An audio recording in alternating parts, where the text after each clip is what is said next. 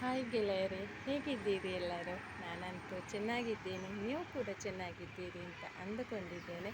ನಾನಿವತ್ತು ಮೈಸೂರಿನ ಭಾರತ್ ಹಾಸ್ಪಿಟಲ್ ಎದುರುಗಡೆ ಇರುವ ಒಂದು ಬಸ್ಸಲ್ಲಿರುವ ಒಂದು ಕಾಫಿ ಡೇಗೆ ಬಂದಿದ್ದೇನೆ.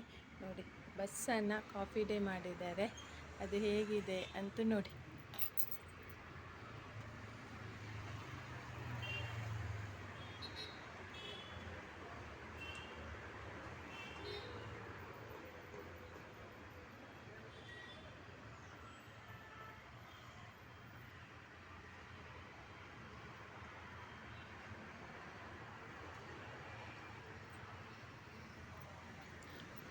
ಮೈಸೂರಿನ ಭಾರತ್ ಹಾಸ್ಪಿಟಲ್ ಮುಂದುಗಡೆ ಇರುವ ಬಸ್ ಕಾಫಿ ಡೇ ಸೂಪರ್ ಆಗಿದೆ ಅಲ್ವಾ?